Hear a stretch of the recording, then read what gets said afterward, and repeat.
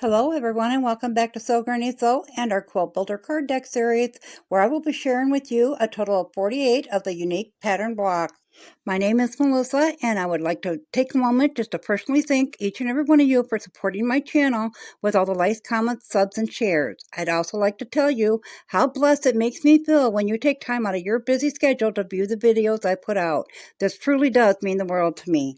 I will be linking in the description below the Quilt Builder card decks so that if you are wishing to purchase those, you may do so. Now that we got all that covered, why don't you join me at the table and we'll get started on block number 17 of our Quilt Builder card deck series. Today we are doing this complicated block by View. And as I was cutting it out, and I thought, oh my gosh, I'm going to have to be sewing these little corners on, and I thought it would be so complicated. Well, when I got to looking at it, if you look, you'll see 4 rows this way, 4 rows this way. Each row has a half square triangle. So we are basically making 16 half square triangles with this block. So this one's going to be another easy one. I think I got myself psyched up for nothing. This block is called Old Tippy Canoe. So I wanted to show you a little bit here on the cards. I'm going to cover up their pattern size so you don't see that.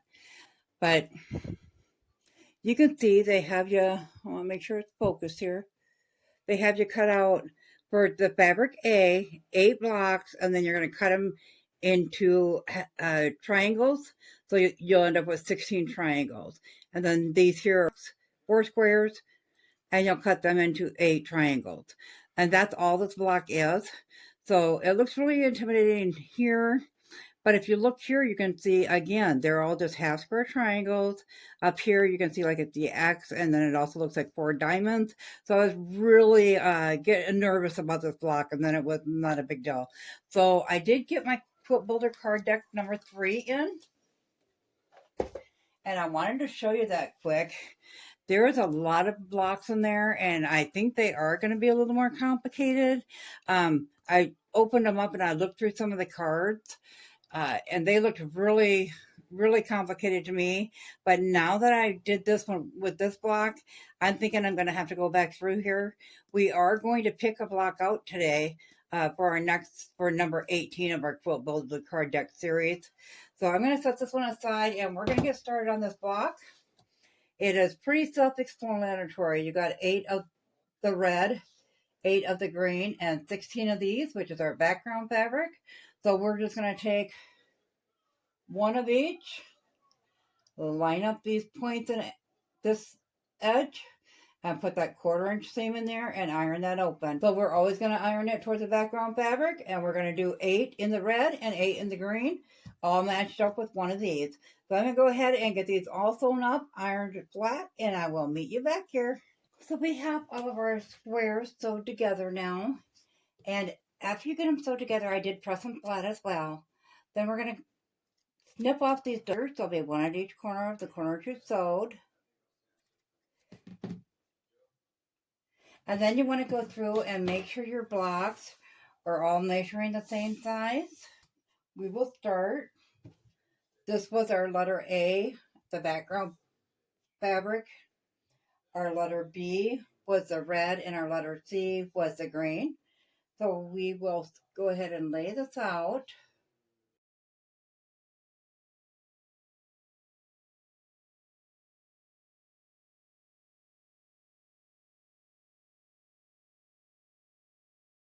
Okay, so we have it all laid out now. And that they're kind of flipping up, but you can kind of get the gist of it. So all we're going to do now is take our outside row on the left and flip it to the inside, and then the outside row on the right and flip that to the inside. So I'm going to use some flips here. And when we go to sew these together, you want to make sure you're lining up your seam there and there. So you just put them together like that, and we'll go ahead and put a clip there. And then we'll line up this end and we'll put a clip there. And then I'm just going to go through quickly and put a clip on each of the sides that we're going to sew on these blocks. And we'll line them up better once we get over to the sewing machine. Okay, then we'll bring them to the sewing machine. We'll put a 1/4 inch seam on both of these rows here. We'll iron them open. We'll come back and we'll connect the center. So it'll be like that.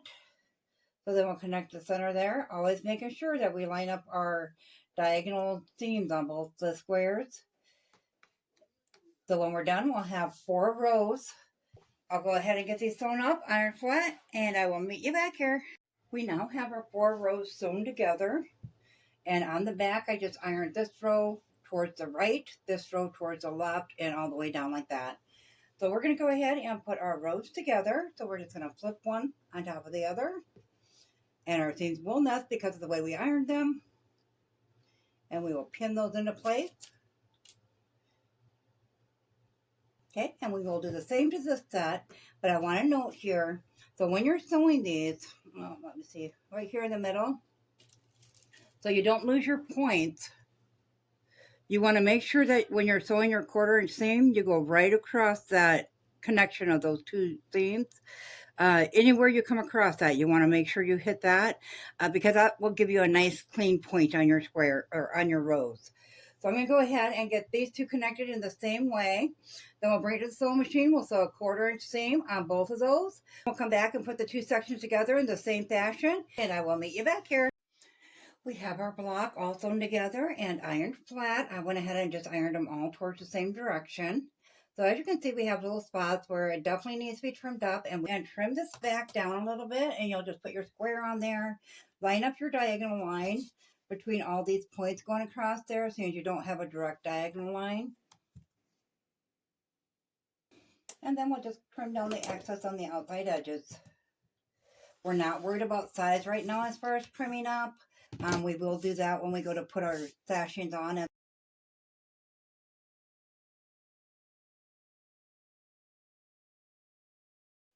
So that is our block. It is called Tippy Canoe, and that was out of the Quilt Builder card deck number 1.